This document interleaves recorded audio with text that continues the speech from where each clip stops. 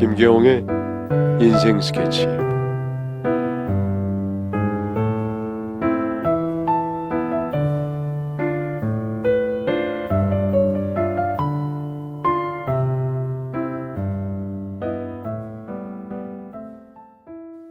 안녕하세요. 저는 40대 여자입니다. 현재 남편과 편의점을 운영하면서 살고 있습니다. 저는 남들보다 담이 큰 사람입니다. 귀신 영화는 혼자서 웃으면서 보는 수준이죠. 미신 같은 건 하나도 믿지 않고 살면서 가위도 한번 눌려본 적이 없습니다. 그런 저지만 살면서 꺼림직한 게 한 가지 있습니다. 그건 바로 무당인 시어머니와 저를 탐탁치 않게 보는 시누이들이었죠. 제가 남편과 연애하던 시절 남자친구가 저에게 자신과 결혼할 생각을 가지고 만나는 것이냐고 물어봤던 적이 있습니다. 그 당시 홍기도 차에 있던 저는 고개를 끄덕였고, 그러자 그 남자가 자신의 가족에 대해서 말을 해주었습니다. 아버지가 어릴 적 돌아가시고 어머니가 혼자 힘들게 키웠다고 위로 누나가 2명이라고 하더군요. 그러면서 진지한 만남을 이어가기 전에 자기 어머니를 한번 소개해주고 싶다고 했습니다. 약속한 날 저는 한껏 단정하게 차려입고 남자친구의 집으로 향했습니다. 집에 들어가 보니 향 냄새가 가득하더군요. 그리고 열어둔 방문 틈 사이로 제사 음식이며 방울이나 부적 같은 게 올려져 있는 법당이 보였습니다. 그 모습을 보고 제가 남자친구에게 오늘 구판이라도 버리는 것이냐고 물어보려는데, 한복을 정갈하게 차려입은 시어머니가 그 방에서 나오시더니 저를 반갑게 맞이해 주셨습니다. 그리고는 아직 손님 점을 다 보지 않았으니 잠시만 기다리라고 하시고는 방으로 다시 들어가셨습니다. 향 냄새를 싫어하지는 않았지만 예상하지 못했던 일에 머리가 지끈거리기 시작했습니다. 남자친구에게 어머니가 무당이셨냐고 물어보았더니 무당이 아니라 무속인이라고 정정을 해주었습니다. 한참을 말없이 거실 소파에 둘이 어색하게 앉아 있었습니다. 그리고 손님을 돌려보내신 시어머니가 다가오셔서 저를 빤히 쳐다보시고는 저에게 참 선한 인상이라고 하면서 덕담을 해주셨습니다. 하시는 말 전부 다 좋은 말이었지만 느낌은 별로였습니다.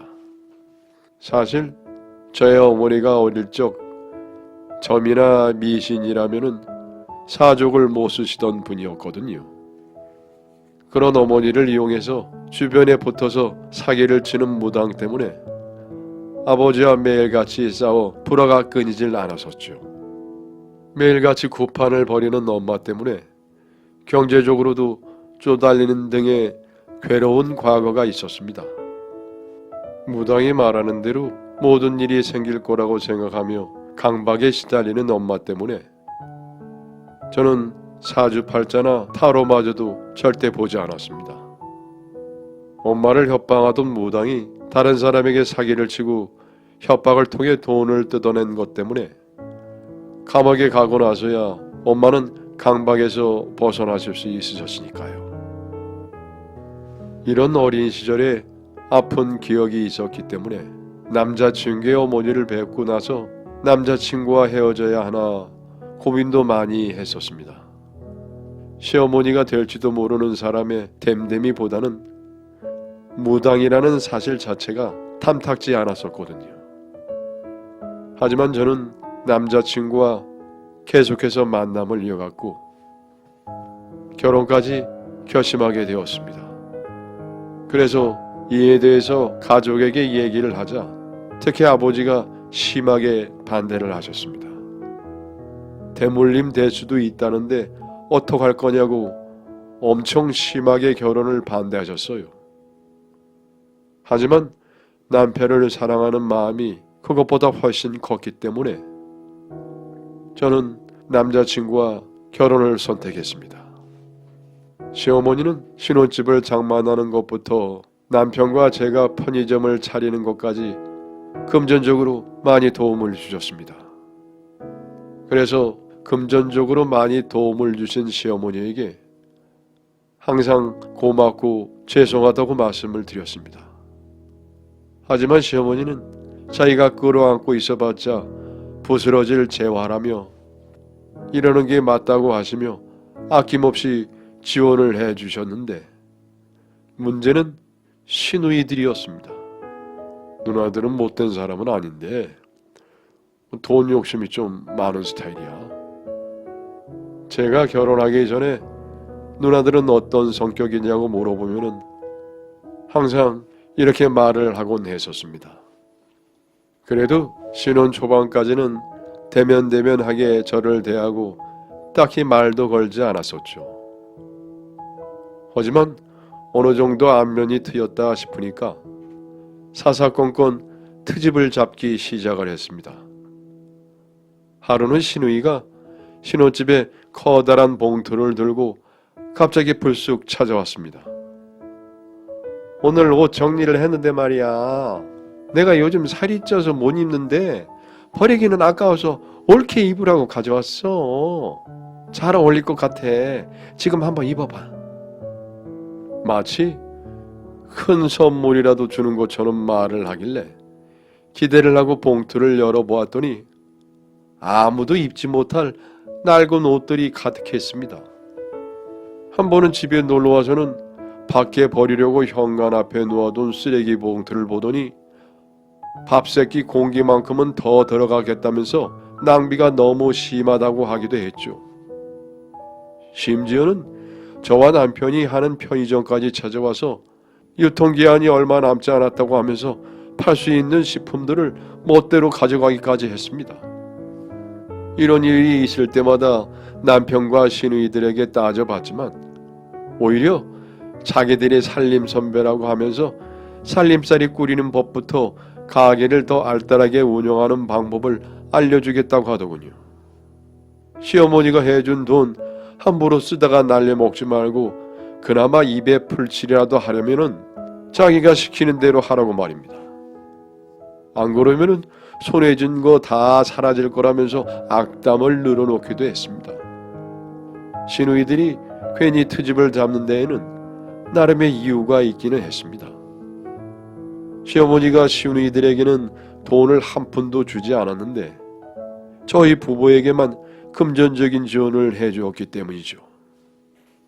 엄마, 왜 민수 이 녀석은 결혼한다고 집까지 해주고 편의점 하라고 돈도 내주는 거예요? 나랑 언니는 아무것도 안 해주셨으면서. 너희들은 모든 빨아들이고 열매를 안 맺는 나무가 있는 팔자야. 우선 그거부터 말려 죽여야 해. 그게 있는 한 너네들은 그냥 밑 빠진 독이나 다름이 없어. 절대로 돈 못 모으고 돈 못 번다. 돈 욕심 내지 말고 가정이나 잘 꾸리면서 만족하면서 살아. 무슨 말이 그래요? 그냥 아들 딸 차별하는 건 아니시고요. 네 애미가 아들 딸 차별하는 그런 사람으로 보이냐? 한 10년쯤 참다 보면 그런 팔자도 바뀔 테지만 어쨌든 욕심 부리면은 들어오던 복도 빠져나갈 팔자야. 알겠니? 앞으로 민수한테 금전적인 지원해주는 것에 대해서 아무 말도 하지 마라. 사실 저와 남편 입장으로서는 나쁠 게 없는 이야기이긴 했지만 솔직히 납득이 잘 가지는 않았습니다. 그래서 시누이들이 입을 삐죽이며 따질 때 옆에서 자식 차별하는 건 아니라고 거들어줬지만 시어머니의 고집을 꺾을 수는 없었습니다. 결국 자식 셋 중 유일하게 제 남편만 상당한 지원을 받게 되었죠. 분명 저는 시어머니에게 반기를 들고 시누이들의 편을 들어줬지만 자신들은 아무것도 받지 못했다는 것에 엄청난 질투를 느끼는 것 같았습니다. 그래서 시어머니가 차별대우에서 받은 서운함과 원망까지 모두 저에게 풀더라고요. 제가 시누이들의 입장이었어도 제가 미웠을 것 같아서 저는 쥐직은 듯 조용히 살려고 했습니다. 하지만 괜히 저에게 화풀이나 하는 듯한 일들이 자꾸만 되풀이 되었습니다. 한 번은 알바생의 실수로 신분증을 확인하지 않고 미성년자가 담배를 사간 것이 문제가 되어 벌금을 문 적이 있었습니다. 저는 시누이들에게 이 일을 말한 적이 없었는데 어떻게 알고 와서는 제가 꼼꼼하게 알바생 교육을 못 시켜서 그런 거라면서 온갖 잔소리를 해대었었죠. 알바생에게 이야기를 들어보니 그 일이 있던 때에 시누이들이 편의점에 와서 자기 정신을 쑥 빼놓아서 실수를 했던 거라고 하더라고요. 손님 응대를 하고 있는 자기 옆에 서서 사장님이 잘 해주는지 월급은 꼬박꼬박 주는지 물어보고 가게 여기저기를 둘러보면서 물건 진열해둔 것이 잘못되었다고 트집을 잡았다고 합니다. 그 이야기를 듣고 시누이들에게 형님들 때문에 아르바이트생이 실수한 거 아니냐고 따져보았지만 제가 사람을 제대로 볼 줄 몰라서 아무나 뽑은 탓이라면서 오히려 뻔뻔하게 굴더군요. 게다가 저와 남편은 아이를 가지려고 해도 잘 되지 않았던 것에 대해서도 함부로 말을 했어요. 과거에 지은 오뽀가 문제인 것 같다면서 저주인지 걱정하는 건지 모를 소리를 해대면서 남편과 제 속을 뒤집어 놓은 적도 한두 번이 아니었습니다. 사실 의사에게 듣기로 난임 시술을 하면 된다고 하는데 인공수정이며 이래저래 비용이 많이 들어서 엄두를 못 내고 있었던 건데 말입니다. 지속적으로 저희 부부의 속을 긁어대니 결국 저와 남편은 참다 못해 폭발하게 되었습니다. 시누이들에게 그동안의 일들을 사과하고 앞으로 함부로 말을 하지 않겠다고 약속을 하기 전까지는 가게에 찾아오지 말라고 화를 내었습니다. 저희 행동에 기분이 나빴던지 시누이들은 정말 한동안 저희 앞 가게에 나타나지 않았고 덕분에 스트레스 받을 일도 없어졌었죠. 시어머니의 뇌동맥류 수술 날이었습니다. 시어머니는 수술을 하기 전 병상에 누워서 아무래도 수술 후에 자기 혼자 살기가 힘들 것 같다고 하셨습니다. 재활치료도 받아야 하고 나이도 많아서 다른 사람의 보살핌이 필요하다고 말입니다. 시어머니의 이야기를 듣고 시누이들은 앞다투어 자신들이 모시고 살겠다고 하더군요. 누가 나를 데리고 살지는 너희들끼리 정해. 나는 아무나 상관없으니. 그런데 솔직히 말해서 남은 재산이라고는 집 하나밖에 없다. 게다가 모시던 신이 떠나서 신발이 떨어졌어. 그래서 아무래도 앞으로 무당일로 돈 못 벌 것 같다. 이렇게 말씀하시고는 수술실로 들어가셨습니다. 시어머니가 수술실에 들어가시고 제가 잠깐 화장실을 갔었습니다. 그때 제가 안에 있는 줄 모르고 밖에서 시누이들이 수군덕거리더군요. 엄마를 조금이라도 모셨을 때 돌아가시면 그래도 숨겨둔 몇 푼이라도 더 있는 거 떨어지지 않을까? 예, 신발도 이제 없고 돈도 없다는데 괜히 짐이지 않냐? 재활치료도 해야 해서 괜히 돈만 더 들어가겠다 얘. 그게 아니고 어차피 우리 받은 게 별로 없기 때문에 모시지 않더라도 나중에 집 물려받을 수 있지 않을까? 대화를 듣고 있자니 기가 차더군요. 시어머니가 자기 자식들이 저런 생각을 하시는 걸 아시면은 얼마나 마음이 아프실까 싶어서 시어머니한테는 말씀드리지 못하겠더라고요. 대신 남편에게 들은 걸 다 말하고 시어머니를 모시고 살자고 했습니다. 그리고 가족들 앞에서 시어머니를 모시겠다고 선언을 했죠. 여러분의 사연을 기다리고 있습니다. 내용은 제한이 없습니다. 구독과 좋아요는 저에게 많은 힘이 됩니다.